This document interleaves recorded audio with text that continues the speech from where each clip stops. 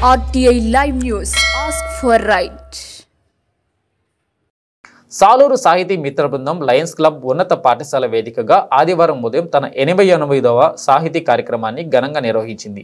మిత్ర బృంద అధ్యక్షురాలు రావాడ కృష్ణకుమారి అధ్యక్షతన జరిగిన ఈ కార్యక్రమంలో పార్వతీపురం పట్టణానికి చెందిన డాక్టర్ పొందూరు సుధాకుమార్ భాగవతం చదివితే భాగవతం అన్న అంశంపై ప్రసంగిస్తూ వామనావతారం, గజేంద్ర మోక్షం, కుచేలోపాఖ్యానం మొదలగు ఘట్టాలలోని సారాంశాన్ని ఉదహరించారు. పలు భాగవత పద్యాలను ఉటంకిస్తూ ప్రస్తుత పరిస్థితులకు భాగవత పఠనావసరాన్ని తెలియపరిచారు. జ్యోతి ప్రకారం గావించి కార్యక్రమాన్ని ప్రారంభించిన సాలూరు లయన్స్ క్లబ్ పూర్వ అధ్యక్షులు కర్రి వెంకట్రావు మాట్లాడుతూ సాహితీ సభల ద్వారా తెలుగు భాషను మరింత పరిపుష్టం చేయాలని కోరారు. కార్యక్రమానికి ముఖ్య అతిథిగా హాజరైన సాలూరు కోఆపరేటివ్ బ్యాంక్ పూర్వ అధ్యక్షులు కూనిశెట్టి భీమారావు మాట్లాడుతూ సామాజిక చైతన్యంలో సాహిత్యం యొక్క ప్రాముఖ్యతను తెలియజెప్పారు. బృంద సభ్యుడు సహకారి చంద్రశేఖర్ ప్రారంభ గీతాలు ఆలపించగా చి అఖ్యాన లహరిక చేసిన చక్కని నాట్య ప్రదర్శన సభ్యులను ఎంతగానో మెప్పించింది. వ్యవస్థాపక అధ్యక్షులు జేబీ తిరుమలాచార్యులు మాట్లాడుతూ అసలైన భక్తి తత్వం భాగవతంలోనే ఉందన్నారు.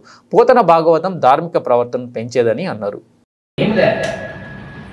అనుకున్నామని జరగవు అన్ని, అనుకోలేదని ఆరవు కొన్ని, జరిగేవన్నీ మంచిగని అనుకోవడమే మనిషి పని.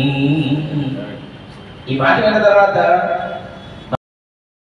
వెంకటరావు గారు, అలాగే సర్వకుమార్ గారు, కృష్ణకుమార్ గారికి అందరికీ నమస్కారం తెలియజేస్తూ, ఈ సాహితీ మిత్ర బృందంలో గత 14 సంవత్సరాలు చేస్తున్న భాషలు 88వ సాహితీ సభ, ఆ సభలు ఎన్నో చేయాలని, ఆ సభకు మా యొక్క సహకారం ఇక్కడ ఉంటాయని భాషలు ప్రోత్సహిస్తామని, తిరుమల భాష మనకు చాలా వారం.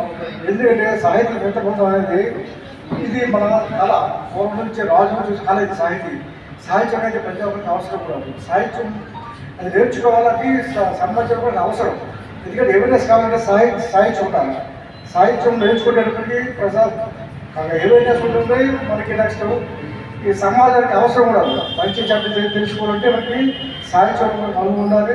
అలా సాహిత్యాన్ని మీరు అందరూ వేషాలందరూ కష్టపడి మన సాలుకి పేరు తెచ్చి అలాగే మంచి వర్క్ చేస్తాను. మాకు సహకారాలు ఎప్పుడు ఉంటాయని నేను మనసారి మీరు అభినందిస్తూ సెలవు తీసుకుంటాను. నమస్తే.